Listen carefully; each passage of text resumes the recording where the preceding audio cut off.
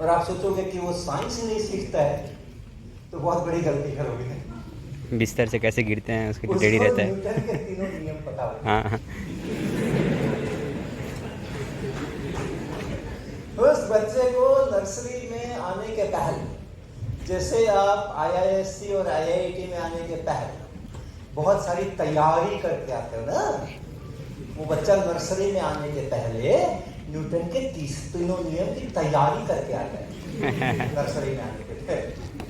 आप सोचो, हम लोग ऑब्जर्व नहीं करते, लेकिन आप सोचो अगर मान लो किसी से खेल रहा है, किसी टॉय से खेल रहा है, हाँ किसी खिलौने से खेल रहा है, उसका टॉय कार है, उससे खेल रहा है, फिर उसको कुछ और दिख गया, ये कार उसने यहाँ रख दिया, चटाई पे रख दिया, और फिर उसमें लग गया।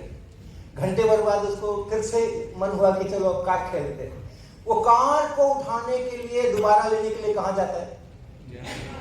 क्यों?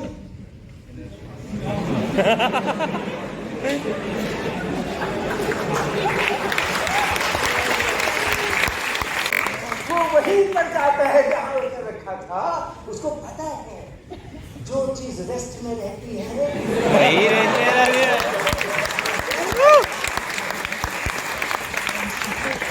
वो रेस्ट में नहीं रहती है, वो हिल नहीं सकती है वहां से जब तक। आगे भी है ना न्यूटन लॉ। मम्मी मेरे को घर में फोन आया, राम लखन सिंह यादव इंस्पेक्टर हमारे जो थे पटना के, उनका फोन आया, हरीश वर्मा जी आपके दिन पूरे हो, आज शाम को मैं आ रहा हूँ आपको अरेस्ट करने के लिए, घर पे रहना, भागना नहीं। अगर घर पे नहीं मिले तो ज्यादा दुर्गति होगी, खोज तो मैं लूंगा ही, अच्छा ये कि घर पे रहना। तो हमने कहा कि ठीक है घर पे रहेंगे। तो राम लखन सिंह यादव पहुंचे शाम और आए अपना अरेस्ट करने के लिए। तो हमने उनको प्यार से बिठाया, फिर हमने उनको चाय भी पिलाई, फिर हमने उसको बिस्किट भी खिलाया, लेकिन वो आदमी बहुत ईमानदार था, पैसा नहीं लिया।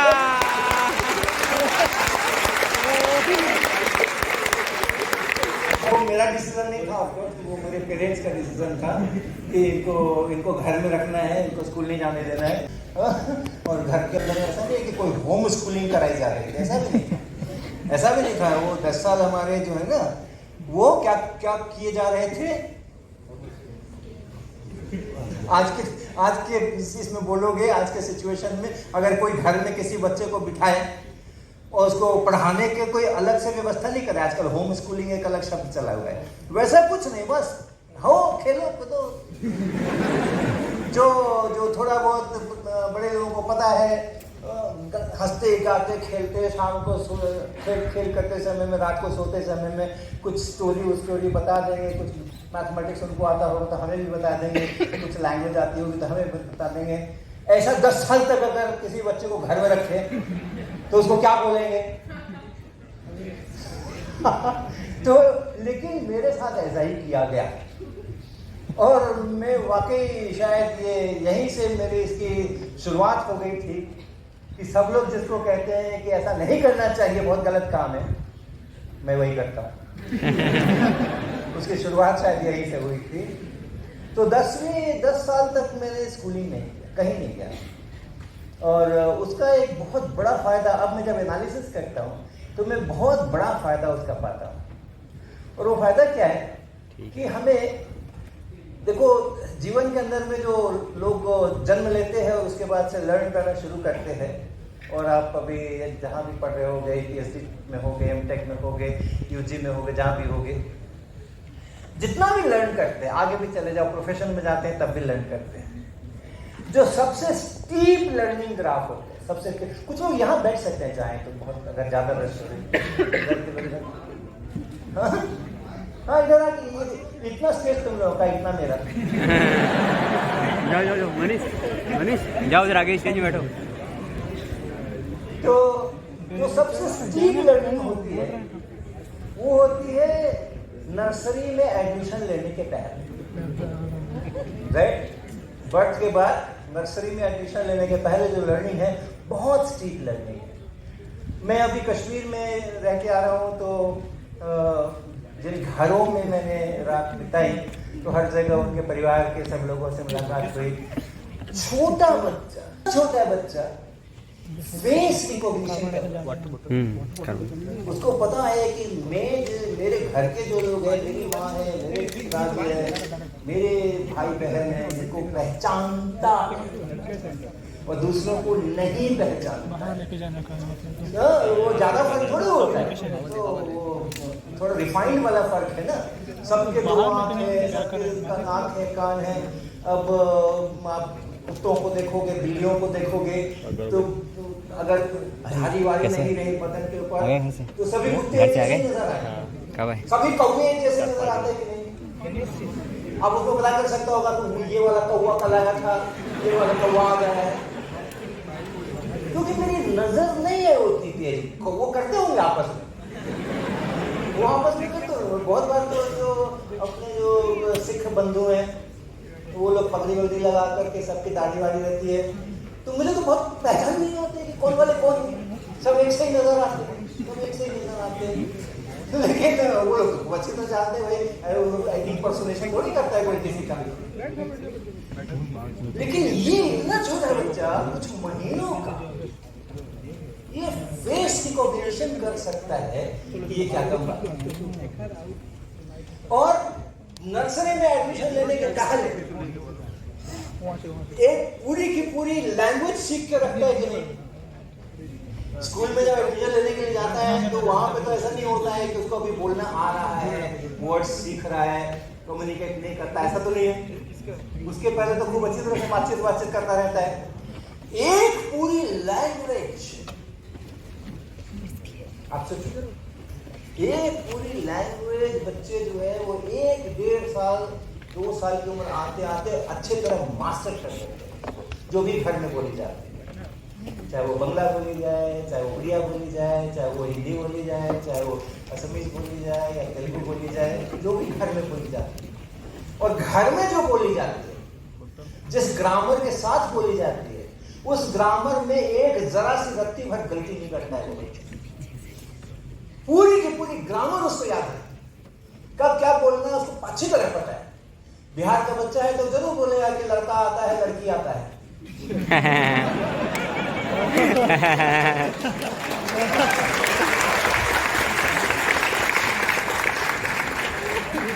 अरे क्या बताएं सर, वहां तो हॉल के अंदर में 1000 लड़का बैठा हुआ था। तो जो भी भाषा आप बोलते हैं वही उसकी ग्रामर है। लेकिन जो भी ग्रामर है उसका एकदम प्योर फॉर्म में एक अक्षर उसको याद है, एक रूल उसको याद है। वो बच्चा वही ग्रामर बोलता है, वही लैंग्वेज बोलता है, और पंक्चुएशंस वगैरह हर चीज बिल्कुल। और जो सेंटेंसेस का कंस्ट्रक्शन होता है, पहले सब्जेक्ट आएगा, बाद में ऑब्जेक्ट आएगा, बीच में कुछ और आएगा। वो आपको सिखाया जाता है ना ग्रामर पढ़ते तो नहीं, कहते हैं ना नाउन जो सब्जेक्ट है वो पहले लाओ, वर्ब उसके बाद में लाओ, और एडजेक्टिव यहाँ लाओ वहां लाओ, सिखाते हैं ना। नहीं, लेकिन उस बच्चे को कोई नहीं सिखाता है, और वो सही ऑर्डर के अंदर में अपने सेंटेंस फॉर्मुलेट करता है, कभी गलत नहीं करता। ये नहीं कि वर्ब पहले ले आएगा एडजेक्टिव उसके बाद वो शफल नहीं करेगा कभी। इतना सारा चीज वो फर्स्ट 3 इयर्स के अंदर में सीखता है। और आप सोचोगे कि वो साइंस नहीं सीखता है तो बहुत बड़ी गलती करोगे। बिस्तर से कैसे गिरते हैं उसके रेडी रहता है। न्यूटन के 3 नियम पता होगा। हाँ,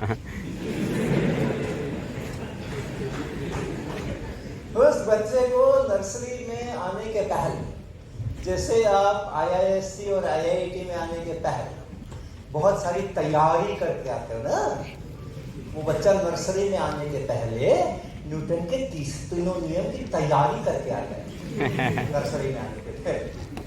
आप सोचो, हम लोग ऑब्जर्व नहीं करते, लेकिन आप सोचो अगर मान लो किसी से खेल रहा है, किसी टॉय से खेल रहा है, हाँ किसी खिलौने से खेल रहा है, उसका टॉय कार है, उससे खेल रहा है, फिर उसको कुछ और दिख गया, ये कार उसने यहाँ रख दिया, चटाई पे रख दिया, और फिर उसमें लग गया। घंटे भर बाद उसको फिर से मन हुआ कि चलो अब कार्ड खेलते हैं। वो कार्ड को उठाने के लिए दोबारा लेने के लिए कहां जाता है? क्यों?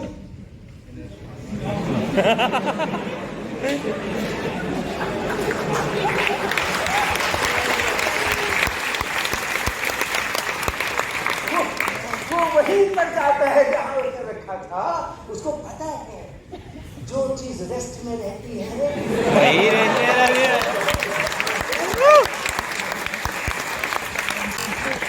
वो रेस्ट में ही रहती है, वो हिल नहीं सकती है वहां से जब तक। आगे भी है ना न्यूटन्स लॉ, मम्मी उठा कर ना रख देगा। जब तक कि कोई एक्सटर्नल फोर्स नहीं लगाए, अगर उसको वहां पे वो टॉय कार दिखाई नहीं पड़ती है, मम्मी तुमने लिया क्या मेरा कार? भैया तुमने लिया क्या मेरा कार? किसने उठाया? पूछता है ना, किसने उठाया? ये क्या बोल रहा है? वो न्यूटन बोल रहा है कि किसी ने एक्सटर्नल फोर्स लगाया है। किसी ने एक्सटर्नल फोर्स लगाया है, रेस्ट से मोशन में आ गया है वो, तो किसी ने एक्सटर्नल फोर्स लगाया है। अब बोलो और क्या चाहते हैं? और न्यूटन सेकंड लॉ भी उसको पता है। न्यूटन सेकंड लॉ को पूरा पता है वेक्टर के साथ।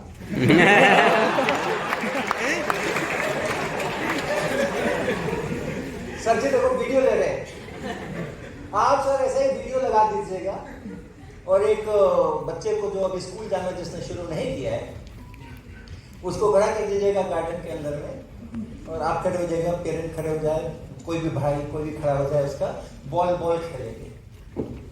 मान लो मैं यहाँ खड़ा हूँ और ये बच्चा जो है यहाँ खड़ा है और एक बॉल है इसके हाथ में और मैं उधर से बोल रहा हूँ हाँ फेंको फेंको फेंको फेंको फेंको फेंको, पकड़ूंगा मैं पकड़ूंगा। अब ये बच्चा जो है ये उस बॉल को उसकी तरफ फेंकता है। फेंकने के लिए क्या करता है? हाथ से फोर्स लगाता है। तो अगर उसको उधर की तरफ फेंकना है तो कभी इधर की तरफ फोर्स लगाता है क्या? नहीं लगाता ना। ऊपर की तरफ ऐसे करके ऐसे फेंकता है क्या? नहीं ना। पीछे की तरफ फेंकता है? नहीं ना। आप जिधर खड़े हो, हाथ ऐसे करके आप जिधर खड़े हो पकड़ने के लिए, उसी डायरेक्शन में फोर्स लगाता है कि नहीं लगाता है? हाँ? अब बताओ, जिधर एक्सेलरेशन प्रोड्यूस करना है ठीक उसी डायरेक्शन में फोर्स लगाना पड़ेगा। ये पता है कि नहीं है? तो वेक्टर फॉर्म आया ना, एफ ऊपर में एरो, इधर में ए, उसके ऊपर में एरो।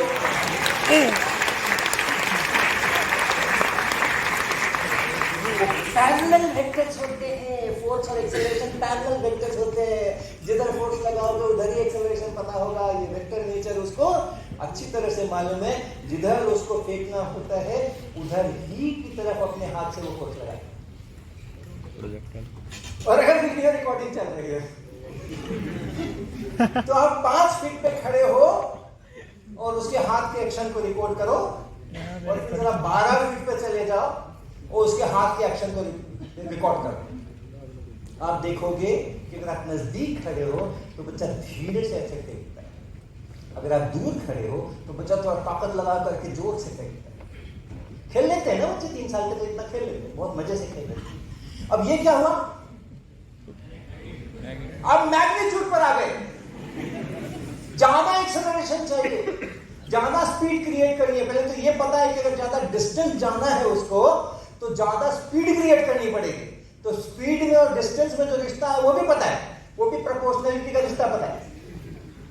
और ज्यादा स्पीड करनी पड़ेगी मतलब ज्यादा एक्सेलरेशन देना पड़ेगा, तो उसके लिए ज्यादा फोर्स लगाना पड़ेगा। तो ये भी है कि मैग्नीट्यूड में ज्यादा एक्सेलरेशन के लिए ज्यादा फोर्स लगाना पड़ता है, ये भी उसको पता है ना। और अगर आपने उसको एक टेनिस बॉल देकर रखी हुई है और एक भारी घर में कोई लोहे का गोला है वो देकर रखा हुआ है, फेंको, वहां भी आप देखोगे कि अगर भारी वाला रहेगा तो ज्यादा फोर्स लगा करके कोशिश करता है। मास के प्रोपोर्शनल में ये भी पता है। एक्सेलरेशन के प्रोपोर्शन फोर्स लगाना है ये भी पता है, मास के प्रोपोर्शन फोर्स लगाना है ये भी पता है, जिधर एक्सेलरेशन चाहिए उधर ही फोर्स लगाना है ये भी पता है। और क्या चाहिए आपको? इधर से कह रहा हूं मैं, वो एकदम पूरा पढ़ के आया है। नर्सरी में आप टेस्ट ले लो उसका, आपका टेस्ट ले लो, फर्स्ट लो, सेकंड लो, थर्ड लो। और थर्ड लो में तो खैर कुछ कहने की नहीं। आग को नहीं छूता है, आग को नहीं छूता। वो बच्चा कितना भी सीधा साधा हो, हाँ। बात मानने वाला हो, आप उसको कितना भी प्यार करते हो, लेकिन उसको अगर आप एक टास्क दे दीजिए कि ये उधर दीवार है, ये हॉल है, यहाँ से दौड़ते हुए जाना, स्लो मत होना, स्लो मत होना, और दीवार में जैसे दौड़ रहे वैसे ही जाकर के सिर दे मारना, वो करेगा क्या? ना, नहीं करेगा, पहले तो चलेगा ही। फिर आप ज्यादा आंख वाँख दिखाओगे तो चलना शुरू करेगा, तो धीरे धीरे चलेगा। फिर तेज अगर चला भी तो दीवार के पास जाते एकदम डिसलरेट करेगा, तो अब भी वैसा हट हिट नहीं करेगा। क्यों? उसको पता है मैं जितनी जोर से अपना सिर मारूंगा दीवार में, दीवार भी उतना ही जोर से सिर मारेगा।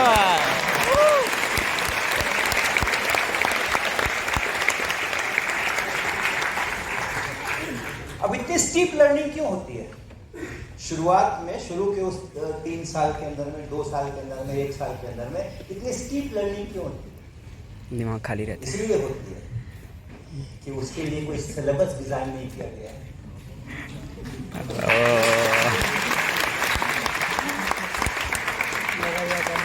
उसके लिए कोई टाइम टेबल डिजाइन नहीं किया गया है, उसके लिए कोई इवैल्यूएशन का, असेसमेंट का सिस्टम डिजाइन नहीं किया गया।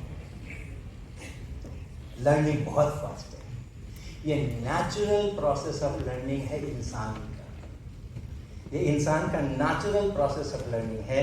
और नेचुरल प्रोसेस से अगर वो लर्न करता है तो सबसे फास्ट लर्न करता है। और स्कूल में आने के बाद क्या करते हैं?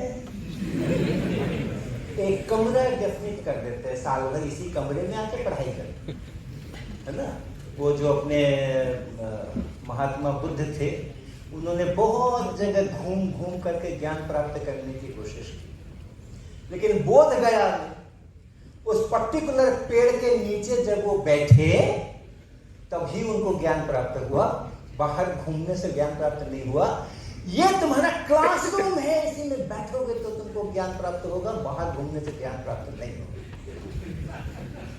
हम यहां से शुरुआत करते हैं, पीरियड्स डिसाइड करते हैं, 8 to 8:50 this is your English period. इसमें आपको अंग्रेजी सीखनी है, मैथ नहीं सीखना, कलर्स के बारे में नहीं सोचना, और कुछ नहीं करना है, मैथ सीखना है। मैथ का पीरियड है, इंग्लिश का पीरियड है, सोशल साइंस का पीरियड है। हमने वो जब साइंस पढ़ाने जाते हैं तो एक लेबोरेटरी नाम की जगह पर उनको लेकर के जाते हैं जहां कुछ ऐसी चीजें लटकी रहती हैं, पड़ी रहती हैं, जो उनको लगता है कि हम किसी दूसरी दुनिया में आए, ये तो कभी देखी नहीं। तो कुछ नेचर के पास ले जाना चाहिए। कुछ लाइट्स होंगे, कुछ इधर वैसा वैसा नंबर लिखा होगा, कुछ पता नहीं क्या क्या लगा पड़ा होगा। हीट का एक्सपेरिमेंट कर रहे होंगे तो उसके लिए भी एक अजीब सा बर्तन रखा होगा पानी भर करके। लाइट का एक्सपेरिमेंट करेंगे तो उसके लिए भी विचित्र किस्म की व्यवस्थाएं होंगी। तो उसको साइंस की ट्रेनिंग कहते हैं। तो ये जो इतना सारा रेजिमेंटेशन है, टाइम का, टाइम टेबल का, रोजाना की टाइम टेबल का, और जो एनुअल वाला है वो भी, इतने महीने के बाद पहला एग्जाम, इतने महीने के बाद दूसरा एग्जाम, और अगर नहीं पास किए तो फिर से पढ़ो, फिर से दो। हम अपने बच्चे को कभी नहीं कहते, 2 साल के 1.5 साल के बच्चे को कभी नहीं कहते 1.5 साल 18 महीने के हो गए, तुम्हें अभी 2 + 3 से गुना करना नहीं आया। तुम्हारा तो टर्म खत्म हो रहा है जुलाई में।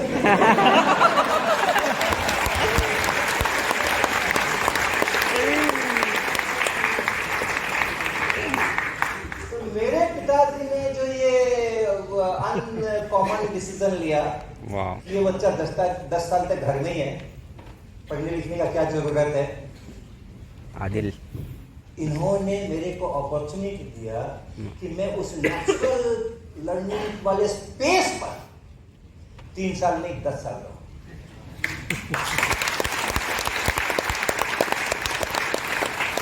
अपने बच्चे को 20 साल तक स्कूल नहीं भेजना। 20 साल के बाद पहले में डालना उसको। बिल्कुल, मैं बिल्कुल रिकॉग्नाइज करता हूँ कि उन्होंने ये जो निर्णय लिया मेरे बारे में, इट पेड। मेरा लर्निंग का एप्टीट्यूड, लर्निंग का हैप्पीनेस, लर्निंग के लिए जरूर मैं लर्न करूँ, ये चीजें हमारी जिंदा रही बहुत समय तक, और इसके कारण से हम बहुत आगे बढ़ पाए। जिस समय हमने 6 में एडमिशन लिया था नवीन गणेश पाठशाला में, उस समय हाँ पहला इम्तिहान जब हुआ तो सर सभी सब्जेक्ट में 10 से कम नंबर आए 100 में, किसी में 7, किसी में 5, किसी में 3। हमें पता ही नहीं था कि स्कूल क्या होता है और इम्तिहान क्या होता है, कुछ पता नहीं था हमें।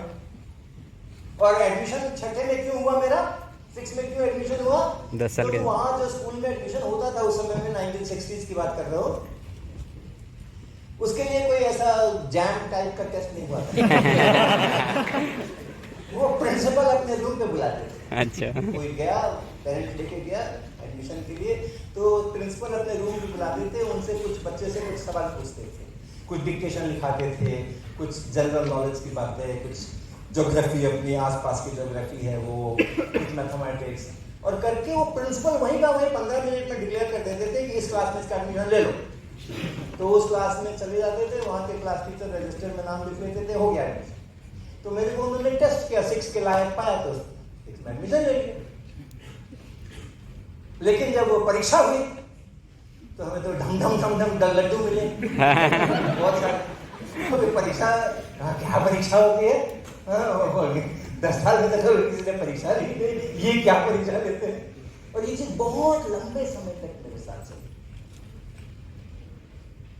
मेरे पिताजी को लगा कि ये स्कूल गलत चूज कर लिया।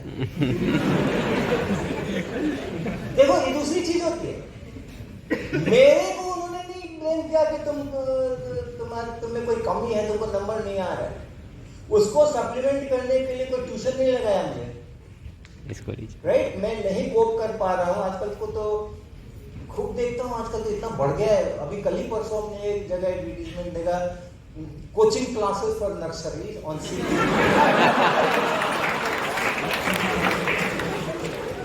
आगे नीचे लिखा है coaching classes for nursery students based on CBSE pattern. ऐसा सब दिखता है तो मैं फोटो खींच लेता हूँ, मेरे फोन में वो फोटो है, एविडेंस। उन्होंने मेरे को ट्यूशन नहीं लगाया, मुझे ब्लेम नहीं किया, स्कूल को ब्लेम किया। ये कैसा स्कूल है, मेरे बच्चे को, इतने होशियार बच्चे को ये कम नंबर देता है, और छोड़ो इस स्कूल को, दूसरे में ओके। तो दूसरे स्कूल में लेके चले गए, उसका नाम था आदर्श विद्यालय था, नवीन गणेश पाठशाला। और वहां पे चले गए 1 साल के बाद, फेल वाला ग्रेड कार्ड।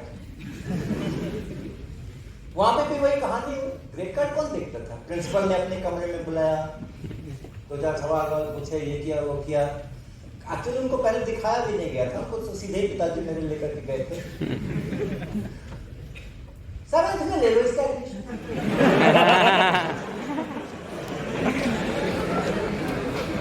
तो 7th में एडमिशन हो गया भाई, 7th में एडमिशन हो गया, चला साल भर वहां चला, अब कोई चेंज नहीं हुआ। तो वहां पे भी जितने साल भर में एग्जामिनेशन हुए वो सब में वही ढाक के 3 बात ही रहे। तो मेरे पिताजी ने फिर अपना पुराना निर्णय दोहराया। ऐसे नहीं कि आज एक बात बोले कल दूसरी बात बोले, प्रिंसिपल वाले आदमी थे, प्रधान वाले आदमी थे, ये भी स्कूल में कहा रहे, दूसरे स्कूल में चलता, फिर वो लेके गए तीसरे स्कूल के अंदर, राम मोहन नेशनल में।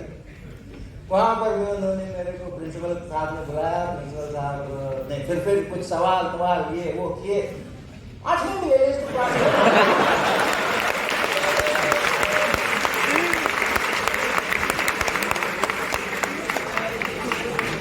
क्या मतलब निकल रहा है, क्या मतलब निकल रहा है, मेरी लर्निंग हो रही थी,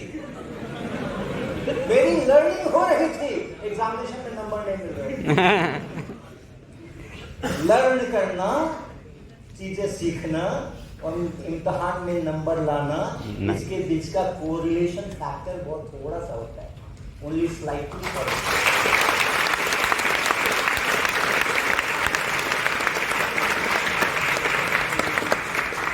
तो मैं सीख रहा था, सीखने में गड़बड़ नहीं हो रही थी, क्योंकि सीखना तो मेरा खुद का नेचुरल इंस्टिंक्ट था ना, सीखना। 10 साल मैंने सीखा है, सीखने में क्या, जहां से जो मिला सीखा। 10 क्या करते हैं 3 साल तक में बच्चे क्या करते हैं, जहां से जो दिखाई पड़ा वहीं से सीख लिया, जहां जैसा देखा ये हो रहा है वो हो रहा है, उसी से सीख लिया, सीखते रहते हैं। तो मैं भी स्कूल जाता था, रोजाना क्लास में बैठता था, जो होता था वहां से जो मिलता था सीख लेते, सीख लिए। दान क्यों दूं? सीखने के लिए स्कूल जाते हो ना, पढ़ाई में क्यों करने के लिए जाते हैं लोग? किसी से पूछो, किसी भी सभा में, स्कूल स्टूडेंट्स, कॉलेज स्टूडेंट्स, कोई भी, भाई आप स्कूल क्यों जाते हो? सब ही बताएंगे, ज्ञान प्राप्त करने के लिए। हम कुछ कंट्रीब्यूट करना चाहते हैं, वगैरह वगैरह बोलेंगे। कोई नहीं बोलेगा कि इम्तिहान के लिए जाते, नंबर लाने के लिए जाके सब नंबर लाएंगे। सर मुझे मेरे साथ किस्सा उल्टा था, मुझे तो सीखने का जहाँ मौका मिल जाता था वहाँ, आज ये सीख लिया। मुझे भी डिफेंड नहीं करना है पीएचडी। तो फालतू काम है ये सब, तुम जानो अपना। तो मेरे पिताजी ने अब क्या डिसीजन लिया, दूध का जला मुट्ठा फूक फूक के पीता है। उन्होंने स्कूल को रिक्वेस्ट किया कि आप इसका 7th में ही एडमिशन ले लो, ये ना इम्तिहान में अच्छा नहीं करता है, तो अगर 7th में ही ले लोगे तो शायद अच्छा करे। तो मेरा 7th में एडमिशन करवाया उन्होंने दोबारा, दूसरे स्कूल में। कोई नतीजा नहीं निकला साहब, कोई नतीजा नहीं निकला। ऐसे हमारे स्कूल की कहानियां चली हैं। तो फायदा क्या हुआ मेरे को, ये इस तरह के जो अजीब अजीब और गरीब डिसीजंस लिए गए, उनका फायदा मुझे क्या मिला, और इसीलिए उस लिगेसी को मैं कंटिन्यू कर रहा हूँ। एक अजीब वो गरीब डिसीजंस लेने की लिगेसी को मैं कंटिन्यू कर रहा हूँ। फायदा मुझे ये मिला कि मेरे थिंक करने के, लर्न करने के जो भी उसके सिस्टम्स मेरे इसमें रहे होंगे न्यूरल नेटवर्क के अंदर में, वो कभी कमजोर नहीं पड़े, वो कभी कमजोर नहीं पड़े। बहुत बड़ा फायदा है। इम्तिहान कर क्या करेंगे नंबर लेकर के? आज मैं आपको बता रहा हूं तो आपको पता चल रहा है कि अरे इनको इतना कम कम नंबर आता था, बेकार बुलाया है यहाँ पे।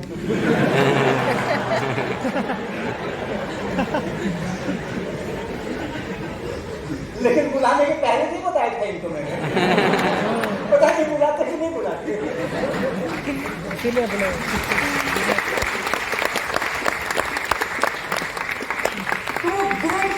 क्या करोगे 90, 95, 97 वाला, 98, 99% वाला क्या करोगे वो ग्रेड कार्ड है?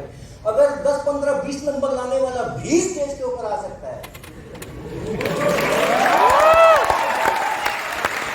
क्या बात है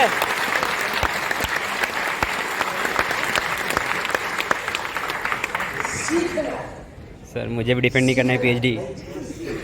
और नई चीजें क्रिएट करना। अगर सीख लोगे ना, और उसके बाद कोई प्रेशर ये नहीं रहेगा कि इसके लिए आपको ये टर्म पेपर जमा करना है, ये बीटीपी प्रोजेक्ट है, ये फलाना है, इसका ये डेडलाइन आ गया, ये फलाना हो गया, ये सब नहीं रहेगा। तो आप जब सीख लोगे चीज़ों को, तो आप सीख करके खुश नहीं रहोगे, जो सीखा है उसका यूज करोगे कहीं, तब फिर आप नई चीज़ें क्रिएट करोगे।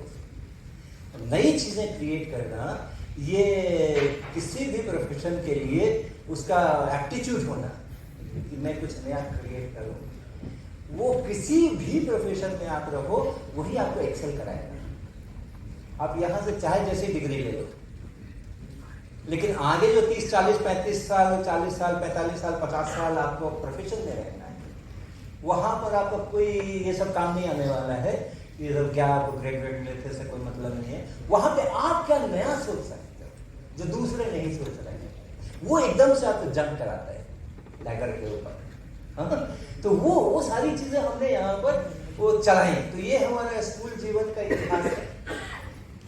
और इम्तिहान पास करने में क्या है, जिस दिन तय कर लेंगे कि करना है तो कर लेंगे, तो कर लिया ना। क्लास 10 आते आते, क्लास 10 आते आते हमने फर्स्ट डिवीजन में अपना हाई स्कूल पास किया, 64% पास किया। क्या बात है।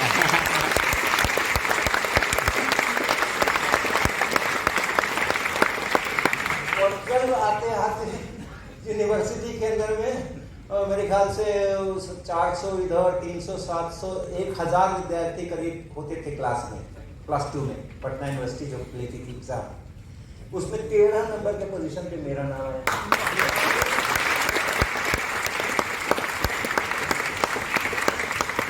जो काम 5 साल में हो सकता है उसके लिए क्यों बच्चे का 12 साल बर्बाद करते हैं?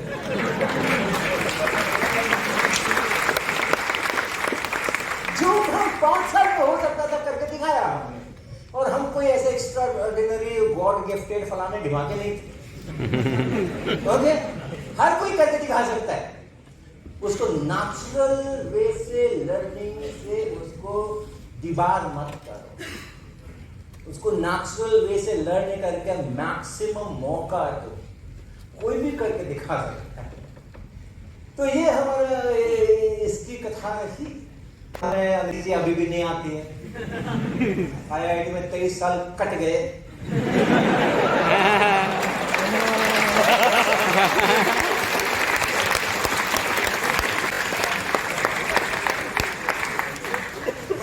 रिसर्च पेपर लिखे गए।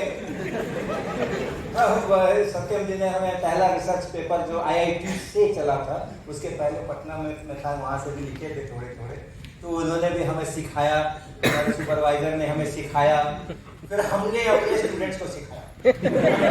अंग्रेजी में रिसर्च पेपर लिखना हमने सिखाया। वाह वाह।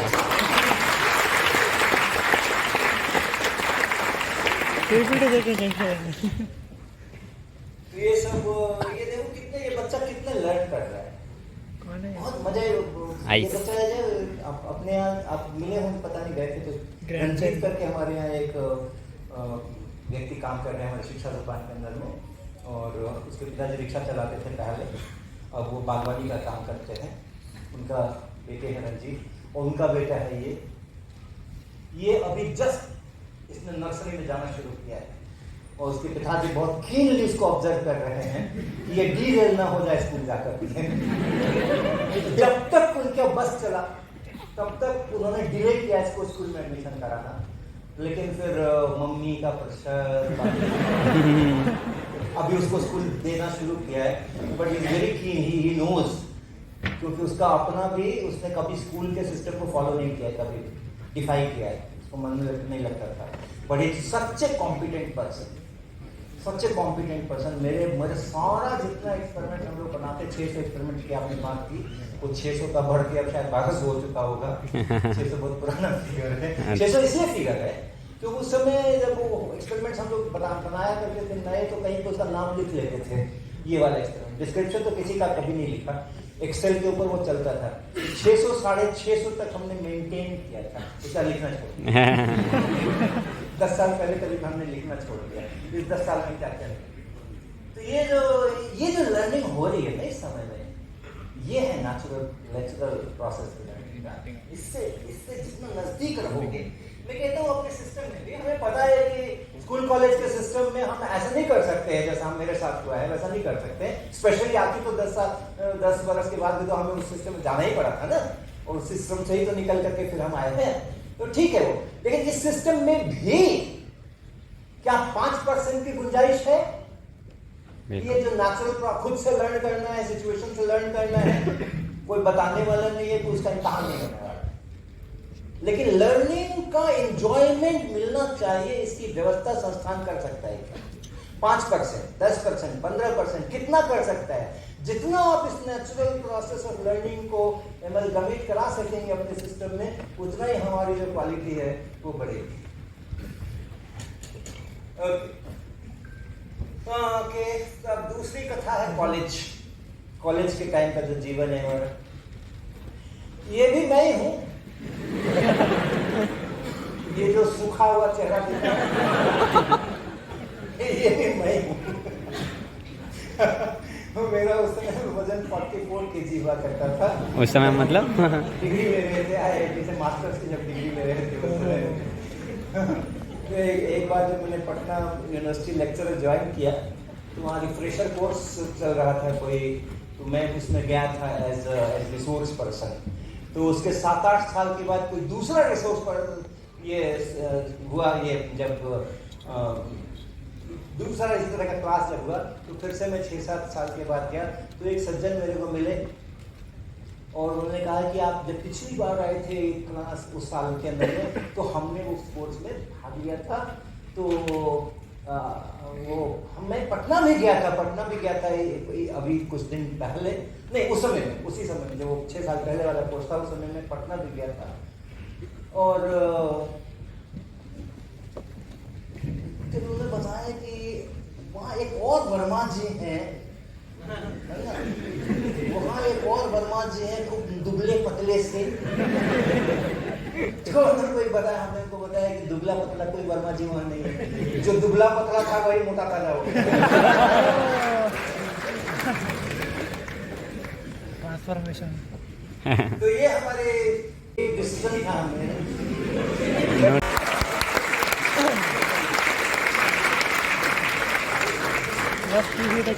प्रैक्टिकल बातें मैं बहुत करता हूँ, प्रैक्टिकल बातें नहीं करता। जिंदगी आराम से गुजरती अगर इंजीनियरिंग लाइन में जाते, वहाँ जॉब अच्छे मिलते हैं, सैलरी ज़्यादा मिलती हैं। टीचिंग में जाओगे तो क्या होगा, उस समय में इंजीनियर्स की सैलरी टीचर्स की सैलरी से ऑलमोस्ट डबल या 2.5 टाइम्स हुआ करती थी। ये 70s की बात आ गई अब, राइट, या लेट 60s कह लो या अर्ली 70s कह लो, वो बात आ गई है। 1971 की एक्चुअली बात है। और सब लोग जिसको भी लगता था कि वो जेई कर सकता है, वो जेई के लिए ही, ऐसा नहीं था जैसा आजकल का विचित्र आग लगी हुई है। वैसा नहीं था, लेकिन हाँ तपिश तो थी। हाँ तो जब मैंने बोला कि मैं जेई का फॉर्म नहीं भरूंगा, तो मेरे भैया ने, बड़े भैया ने मेरे को एक बार पूछा क्यों नहीं भरोगे, अच्छा ना इंजीनियर बनोगे, अच्छा से काम करोगे। तो मैंने कहा नहीं, मेरे को टीचर बनना है। उसी समय स्कूल के समय में और फिर कॉलेज के समय मेरे को तो टीचर बनना है, इंजीनियर नहीं बनना है। क्यों? मेरे टीचरों ने मुझे कम नंबर दिए थे और मैं उनको बहुत आदर करता था। जो मुझे बहुत कम नंबर देते थे मैं उनको बहुत आदर करता था। सबके नाम मुझको आज तक याद है, स्कूल वालों के सब सब्जेक्ट वाइज पूछ लोगे तो बता दो। मैं सबका बहुत आदर करता था और उसी समय तय था ऑलमोस्ट कि मुझको टीचर बनना है और कुछ नहीं बनना।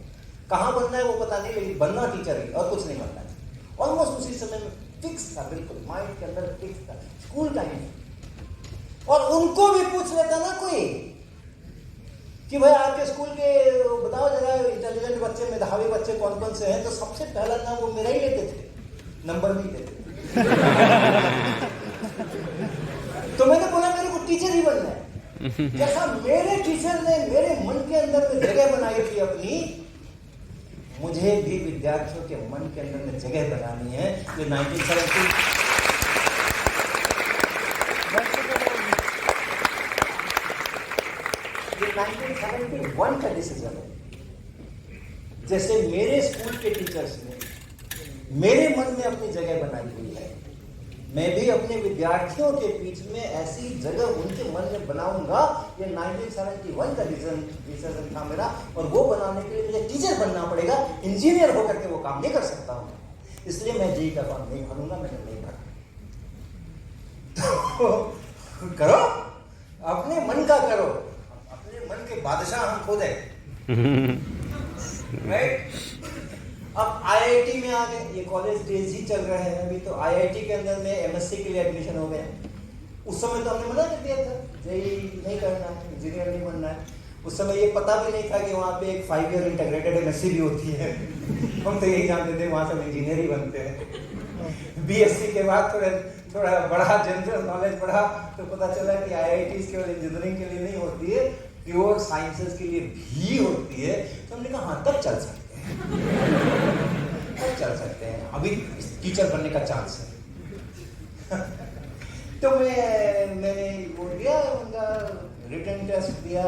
हर आईआईटी का अपना अपना अलग अलग होता था उस समय, और हमने करके और उसमें क्वालिफाई हो गया।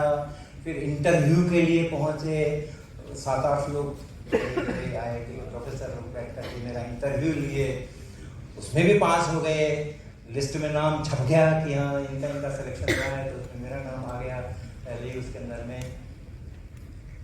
वो जमाना था 1975 में मैंने एडमिशन लिया था एमएससी के अंदर में।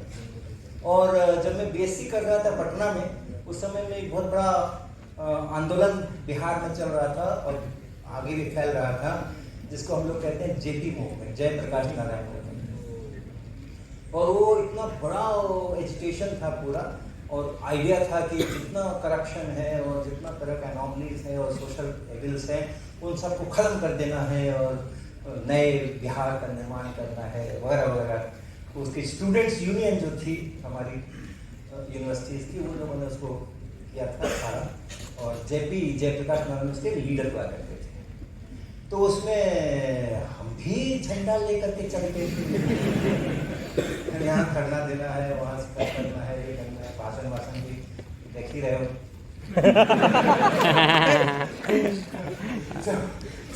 लर्निंग करो। इमरजेंसी लगी 1975 में, और गवर्नमेंट का हो गया, जो कोई गवर्नमेंट के खिलाफ वाले हैं उन सबको पकड़ो जेल में डालो। तो पहले तो मालूम नहीं था, तो सब ओपनली हम लोग गवर्नमेंट के खिलाफ बोला करते थे, हंगामे मचाए करते थे, तो जुलूस निकालते थे, झंडे चलते थे। अब जब ये हो गया तो गाजगिरी सबके ऊपर। और वो मेरे को घर में फोन आया, राम लखन सिंह यादव इंस्पेक्टर हमारे जो थे पटना के, उनका फोन आया कि हरीश वर्मा जी आपके दिन पूरे हो, आज शाम को मैं आ रहा हूँ आपको अरेस्ट करने के, घर पे रहना भागना। अगर घर पे नहीं मिले तो ज्यादा दुर्गति होगी, खोज तो मैं लूंगा ही। अच्छा ये कि घर पे रहना, तो हमने कहा ठीक है घर पे रहेंगे। तो राम लखन सिंह यादव पहुंचे शाम के समय, एक और उनकी कांस्टेबल 2 थे साथ, और आकर के उन्होंने और आए अपना अरेस्ट करने के लिए। तो हमने उनको प्यार से बिठाया, फिर हमने उनको चाय भी पिलाई, फिर हमने उसको बिस्किट भी खिलाया, लेकिन वो आदमी बहुत ईमानदार था, पैसा नहीं लिया।